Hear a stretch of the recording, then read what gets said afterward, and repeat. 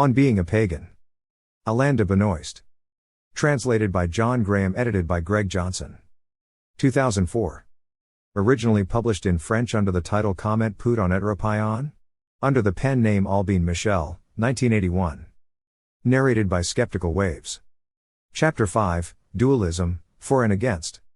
For Oswald Spengler, monotheism is the product of a particular psyche that, from about 300 BC, led to a specifically magical concept of a world that has another world, the world of the deity, as its double, and which is ruled by the antagonism of an absolute good and evil, which on Che's symbolic plane corresponds to the confrontation of light and darkness. In this conception, the world is a dome or cavern, a theater where events transpire whose meaning and fundamental stakes are elsewhere. The earth forms a closed world, magically enveloped by the divine. This magical consciousness is not an active awareness, it is the stage where the dark forces of evil and the luminous forces of good do battle. The ego is subjugated by a deity of which it is simply an evanescent mode. Individual psychic activity shares a single divine pneuma through the intermediary of election or grace. The individual, like the world, is the site of a transubstantiation intended to transform darkness into light, evil into good, and sinful nature into the redeemed individual. This term magical must be taken in its specifically Spenglerian meaning. It is not in fact without ambiguity. From another perspective, as we shall see, the religion of the Bible should be considered as preeminently anti-magical, to the extent that it introduces a process of disenchanting, of unbewitching the world. This is the Entzuberung of which Max Weber speaks. In the Bible, where traces can be found of several ancient magical practices, among which, perhaps, would be the prohibition made by the Decalogue of speaking the name, the nomen and thereby the numen, of Yahweh in vain, these practices are constantly denounced as idolatrous. It is an entirely different case when it comes to the Indo-European religions. Authentic magic here aims at clarifying a psychotechnique with a specific goal in mind. It guides man into the appropriate form for a given project. It constitutes the original know-how of human self-domestication and the domestication of the psyche by consciousness. The originally magical use of runic letters among the Germans seems today almost completely certain. Odin Wotan is the preeminent magician god. During the Founding War, which set at odds, in symbolic form, the lifestyles of the great hunters and the farmers that emerged out of the Neolithic era, he domesticated the Vanir with his magic and assigned them a harmonious position in the organic trifunctional society, where the domestication of man by man and the domestication of nature was completed. This myth signifies the transition from the generic, instinctive human subject to the specific, conscious human subject, who holds a magic power over other men, thereby engendering the conditions for the social stratification that are the distinguishing feature of every post-Neolithic society. In fact, what is magical for Spengler and Judeo-Christianity is precisely dualism. This is not the immanent duality of the world as is found in Iranian Mazdism, which opposes a good god to an evil god, a god of light against a god of darkness. To the contrary, it results, since its inception, from a radical distinction between this world and God. It could be said that all of Judeo-Christian theology rests on the separation of the created being, the world, from the uncreated being, God. The absolute is not the world. The first source of creation is entirely distinct from nature. The world is not divine. It is not the body of God. It is neither eternal nor uncreated nor ontologically self-sufficient. It is not a direct emanation or a modality of the divine substance. Nor is its nature or essence divine. There is but one absolute, and this absolute is God, which is uncreated, without genesis or becoming and ontologically sufficient unto itself. Everything chat is not God is the work of God. There is no middle term, middle stage, or intermediary state between to create and to be created. Between God and the world there is only nothingness, an abyss that God alone can fill. Completely alien to the world, God is the antithesis of all tangible reality. He is not an aspect, a sum, a level, a form, or a quality of the world. The world is entirely distinct from God, its creator, the First Vatican Council of 1870 reminds us. An absolutely transcendent being, present everywhere yet nowhere in particular, God contains in himself the integrality of the world. By this he also affirms the objective existence of the universe. In this way, Judeo-Christian monotheism broke from the onset with idealism. This is the origin of that ideological phenomenon, to quote Foucault, formed by the separation of words and things in order to assert the primacy of things in themselves, independent of the subjects that see and speak of them, a separation that forms the foundation of the realist doctrine developed by the medieval scholastics. Within Judeo-Christianity, the consequences of the dualist assertion have not received the same emphasis everywhere. Without of course going as far as Manichaeism, which the Church rejected as incompatible with its own philosophy, Christianity presents the most radical form of dualism. Christianity in fact borrowed for its own purposes a certain number of secondary antinomies: body versus soul, mind versus matter, being versus becoming, invisible thought versus visible reality, and so on, which are formulated as so many logical consequences of the original dualism. These antinomies did not come from the Hebrew heritage, but from Greek philosophy, which has always exhibited a great fondness for hunting down antagonisms and oppositions. Among the Greeks, however, they were generally resolved by means of the principle of the conciliation of opposites on the one hand and, on the other, were only advanced within the fundamental assertion of an identification or alliance of being and the world. Under the influence of this Hellenic theory of dualistic categories, representing a realized systematization of the tendency toward the self-construction of myths and binary discrimination, Christianity, by contrast, made it an extension of its dualistic vision of the world, thereby accentuating even further a serious process of dissociation from the real. Furthermore, this is the same tendency that would lead philosophers to conclude that ethics can be deduced by reason from the nature of things and man's nature, a tendency that can paradoxically also be found in positivism with the implicit deduction of the imperative from the indicative. Judaism, for its part, has avoided most of these antinomies. Obviously, once the distinction has been made between created being and God's being, it has shown itself to be much more Unitarian than classic Christianity. In its theology, the world cannot be shared precisely because there is only one Creator. Subsequently, the teachings provided on life after death, resurrection, personal retribution and the beyond, are also more vague. In the Judeo-Christian perspective, dualism is connected to the theology of creation. The idea of creation, writes Claude Tresmontant, implies the radical distinction between the Creator and the created, and the transcendence of the Creator.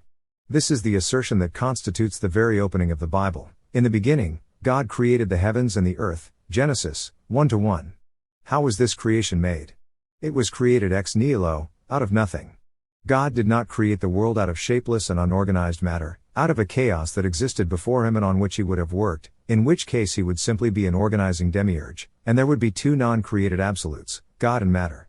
It cannot even be said that before God there was nothingness, because from the theological point of view, nothingness has neither reality nor qualities. Before the world there was only God. In the Kabbalistic tradition, the first chapter of Genesis is perceived as the unfolding of creation out of a pre-existing divine universe. God therefore pulled the universe out of himself. And yet the world is not a part of God, because then it would be equally divine. Nor did God engender the world, for it is not consubstantial with him, only the logos of God, engendered and not created, is consubstantial with God. He created it. By virtue of this fact, the relationship connecting God to man is both causal, God is the primal cause of all creatures, and moral, man must obey God because he is God's creature. The relationship between God and this world is therefore truly a relationship of a unique kind of causality, which involves all manners of being while involving being itself in the totality of what it is. This relationship is in no way one of identity or of direct emanation. The Bible rejects all ideas of immanence, emanation, all forms of pantheism, any idea of continuity between the first principle and the substances or beings that derive from it one after another. Finally, it is declared that the world adds nothing to God, in no ways increases his perfection, does not reduplicate him at all, and does not grow within his being. Without the world, God would still be equal to himself. If the world did not exist, God would not miss it nor would it be a loss of any kind to him. God was not held to making his creation. It did not give him pleasure. Creation was a gratuitous act for him, or rather, in the terms employed by the theologians, an act of pure liberality. God creates out of bounty. By the same stroke, he institutes himself as the sole absolute reality. In this way, as Nietzsche puts it, the real world eventually became a fable. A number of modern ideologues have borrowed this dualistic theory for their own purposes, satisfied with simply providing an internalized or profane version. Freud, for example, views the unconscious as evil. Civilization moves forward through the sublimation of its instincts. There are only a certain number of his disciples, like Wilhelm Reich, who oriented psychoanalysis in the direction not of the sublimation but of the anarchic liberation of the instincts, even with Freud, whose system often passes as having freed the psyche from a one-dimensional and linear itinerary, writes Gilbert Durand, the famous subconscious is always suspected of being pathologically beneath and behind the healthy mind.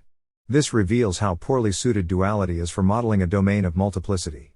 More often, though, when dualism deflates and admits what it is, it transforms into its relative opposite, in other words a pure one-dimensionality.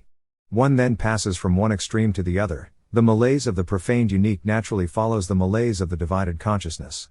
Are the sources of pagan thought. By contrast, one finds that the world is animated and that the soul of the world is divine. All creation comes exclusively from nature and the world.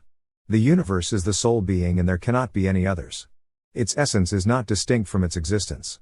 The world is non-created, it is eternal and imperishable. There has been no beginning, or rather, if there was one, it was the start of a new cycle. God only achieves and realizes himself by and in the world. Theogony is identical to cosmogony. The soul is a piece of the divine substance. The substance or essence of God is the same as that of the world. The divine is immanent in and consubstantial with the world. These ideas were under constant development in early Greek philosophy. Xenophanes of Colophon, 6th century BC, defined God as the soul of the world. This world was created not by God or men, wrote Heraclitus, but it existed, exists, and will exist forever like an eternal and living flame that burns in a specific way and in the same way, burns out. For Parmenides, who saw the world as an immobile perfect being, the world is for that reason non-engendered, imperishable, and non-created. The Ionians made the principle of universal invariability, nothing is created, nothing is lost, the principle of the world's intelligibility. Similar opinions are found with Empedocles, Anaxagoras, Melissos, Anaximander, and so forth.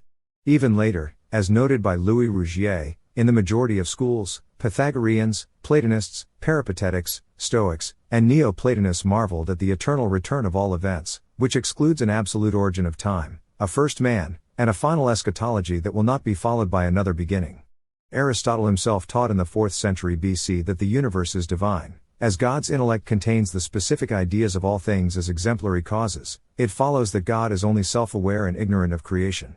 As for Plato, whose work combined with Christian dogma gave birth to Augustinianism, while he may appear to be teaching in Tisaeus that the world was created and there was a beginning, what St. Augustine in City of God called natum et factum, it is less the actual origin of the world than the possible relationship between the sensible and suprasensible world he is striving to explain.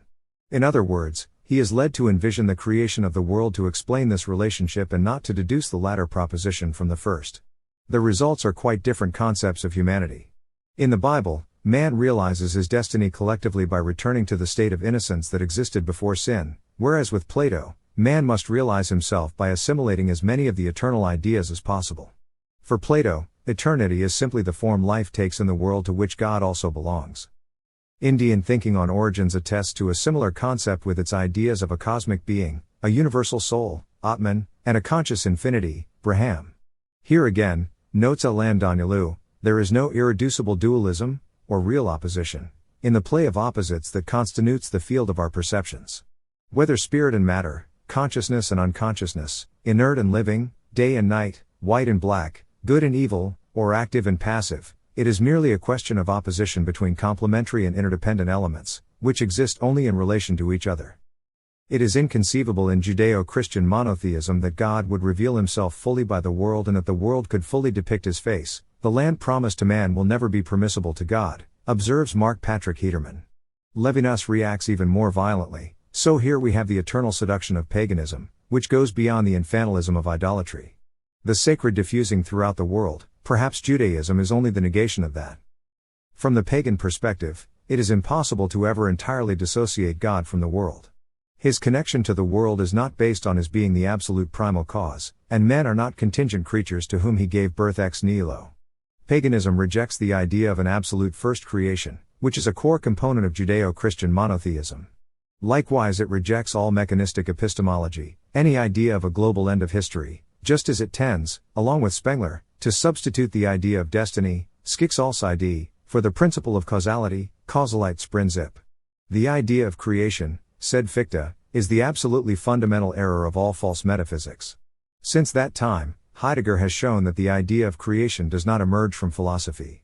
The declaration of the uniqueness of being and the world contains, from the perspective of human intelligence, the postulate of their eternal nature. Being cannot emerge from absolute nothing and the world did not begin and will not end. Of the absolute being that exists in his whole, we say that he is radically non-created, cause of himself, causa sui. The real world corresponds to the Greek idiots, it is singular, one of a kind, without double or reflection, without a mirror, without the added, value of a world beyond. Taken on its own, beyond all apperception or any human representation, the universe is neutral, chaotic, and devoid of meaning. The world only hides one thing, says Clement Risset, and that is that it has nothing to hide. It is sufficient unto itself for its own unveiling. Meaning only appears as the result of the representations and interpretations man may give it. There is a secret of the world but no secret in the world, a mystery of things but not a mystery in things. Nor is there any universal key to the universal save the sense of history. And, as Risset writes, it is very strange that so much energy is expended seeking to shed light on the direction of becoming and the reason of history, in other words the meaning of what is meaningless. Nor is there any objective necessity at work in the universe. Furthermore, necessity is only another word for chance, the same thing seen from another angle. Everything that exists necessarily only exists by the simple fact that nothing can escape the necessity of being something, to be in any event of a certain style, Malcolm Lowry. This is not to say that the universe is doomed to absurdity. There is no meaning a priori, but man can create meaning according to his will and representations. This power is one with his freedom, because the absence of any predetermined meaningful form is for him equivalent to having the possibility for all forms, the absence of a univocal configuration to the possibility of every operation. From the preceding argument it can be easily deduced that what most characterizes Judeo-Christian monotheism is not only the belief in a single unique God, but also and especially adherence to a dualistic conception of the world. The example of Greek philosophy in fact shows that it is possible for a non-dualistic monotheism to exist, identifying the absolute being with the world, which, as we have seen, is not fundamentally at odds with polytheism, as the different gods can correspond to the various forms by which the divinity manifests itself. In this respect we cannot pass over in silence the contemporary movement in the sciences that largely stands opposed to the dualistic rending of the world, insofar as by reintegrating man back into the universe it rejects the concept of an intermediary man standing between a creator God and nature as a machine, and develops, as noted by Ilya Prigogine and Isabella Stengers, a more unified concept of things. An entire sector of modern science seems in fact to be orienting its efforts toward a refusal of the single law, to consider as relative the field of application of each explicatory model, to acknowledge the multiplicity of time and the diversity of objects, to define all living forms as open systems that are really far from equilibrium, and so on. Prigogine notes that the dissipation of matter and energy, generally connected to the idea of an irreversible loss of efficiency, becomes itself, far from regaining balance, a source of a new order.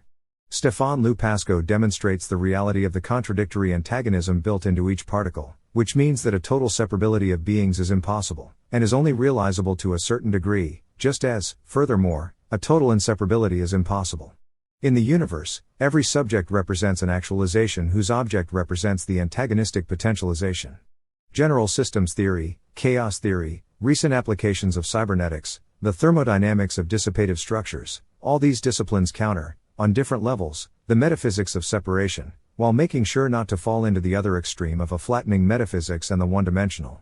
Rejecting the mechanistic concept of linearity, like the false alternatives of body versus mind, soul versus matter, etc., they have become aware of a neo-Gnostic thought and developed a representation of the universe that is both more unitary and more complex, which emphasizes specific features without reducing them, and ceases to make man a stranger in his own world, without turning him into something he is not. In fact, writes Marc Begbidet, we have arrived at paradigms, or suggestions of paradigms, in the sciences, particularly those of microphysics and neurophysiology, that are closer to the poetic imagination, to the pre-Socratics and the Neoplatonists, mystical and Gnostic traditions, than those of the 17th and 18th century founders, a fortiori the positivists of the 19th century. The opposition between Hebrew monotheism, Jewish and Christian, on the one hand, and atheism on the other, observes Claude Tresmontant, is not at all contrary, as some have tried to make us think, to the opposition between theology and science, between faith and reason. But it is fundamentally a violent opposition, an inexpiable war, between two theologies. The Hebrew theology, on the one side, which professes that being is distinct from the world, and the theology of nature, which is the most ancient Hellenic philosophy, on the other. This latter claims that it is nature that is divine. Paganism therefore implies the rejection of this discontinuity, this rupture, this fundamental tier, which is the dualistic fiction, which, as Nietzsche wrote in The Antichrist, degenerated God into the contradiction of life, instead of being its transfiguration and eternal yes. Curing the world of its monotheistic rupture would be the restoration of being to its unitary unfolding, the removal of the ontological abyss separating God from his creatures, and the return to life of the contradictory diversity of its meanings. God did not create the world, it unfolds in him and by him. He is not limited to being present everywhere in the world as simply maintained by pantheism, He constitutes rather the dimension of the world, which, globally as well as locally, gives it meaning based on what we make of it. God is bound to the being of the world, and to seek to approach him by the paths of reason is pure absurdity. The madman who exhausts himself day and night striving to imagine you, Walter von der Vogelweide. And yet, to study the world is also to know God, knowing that this knowledge will never be total and never be completed. Faith and science thus find themselves reconciled, not in the way of the scholastic, who claims to prove the reality of his dogmatic propositions by means of universal reason, but by the assertion of the overall oneness of the real that has no double or reflection.